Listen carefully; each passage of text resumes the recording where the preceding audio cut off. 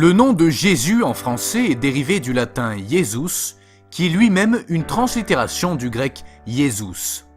Jésus était juif, et son nom d'origine était en hébreu, comme en araméen, Yeshua. Mais un grand nombre de musulmans sont convaincus que le nom de Jésus en arabe est Issa.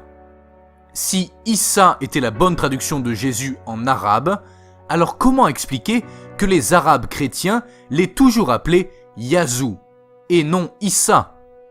Dans le Coran, tous les noms bibliques commençant par un Y en hébreu, J en français, sont aussi traduits par un Y, comme l'on peut le vérifier dans le tableau suivant.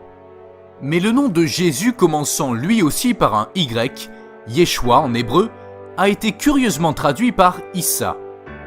Alors on peut se poser la question, pourquoi le Coran a traduit Jésus par Issa alors que l'arabe est une langue sémitique très similaire à l'hébreu et à l'araméen? On trouve dans la Bible hébraïque deux formes d'écriture pour le nom de Yeshua. Une forme longue, Yehoshua, qui se traduit en français par Josué, Josué le successeur de Moïse, et une courte Yeshua, qui se traduit en français par Jésus. La distinction entre la forme longue Yehoshua et la forme courte Yeshua n'existe pas en grec comme en français. Dans certains passages de la Bible en hébreu, Josué peut être écrit dans sa version courte comme dans sa version longue. Josué en hébreu ou version contractée.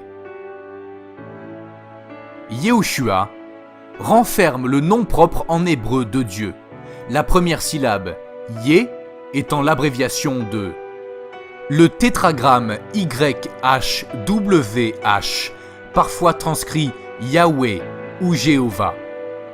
Yehoshua se traduit par Yahvé et salut.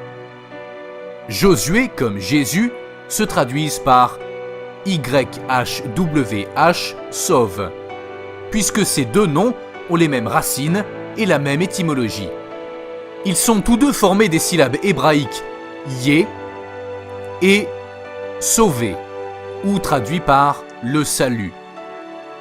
Ainsi Josué et Jésus sont des variantes du même prénom, mais bizarrement le Coran traduit Jésus par Issa et Josué par Yusha, prononcé Yuhashao. Pourquoi faire autant de différences envers les deux mêmes prénoms, si ce n'est que le Coran a voulu délibérément remplacer le vrai prénom de Jésus par un autre prénom qui ne veut rien dire et par cela priver Jésus de son identité. Je rappelle aussi que Jésus est déjà dans le Coran dépouillé de sa divinité et que sa crucifixion est reniée. Pas de crucifixion, donc pas de résurrection. L'importance du nom de Jésus est confirmée dans un chapitre d'Isaïe. Le nom de Yeshua ne peut être remis en question par le Coran. Il annoncera la justice selon la vérité. Il ne se découragera point et ne se relâchera point, jusqu'à ce qu'il ait établi la justice sur la terre, et que les îles espèrent en sa loi. Ainsi parle Dieu, l'Éternel, qui a créé les cieux et qui les a déployés, qui a étendu la terre et ses productions, qui a donné la respiration à ceux qui la peuplent, et le souffle à ceux qui y marchent. Moi, l'Éternel, je t'ai appelé pour le salut.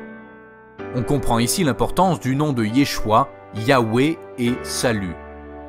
Et je te prendrai par la main, je te garderai, et je t'établirai pour traiter alliance avec le peuple, pour être la lumière des nations.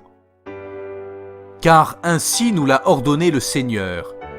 Je t'ai établi pour être la lumière des nations, pour porter le salut jusqu'aux extrémités de la terre. Acte 13, 47. Et voici, tu deviendras enceinte, et tu enfanteras un fils, et tu lui donneras le nom de Jésus. Il sera grand et sera appelé fils du Très-Haut, et le Seigneur Dieu lui donnera le trône de David son père. Il régnera sur la maison de Jacob éternellement, et son règne n'aura point de fin. Luc 1, 31 à 33.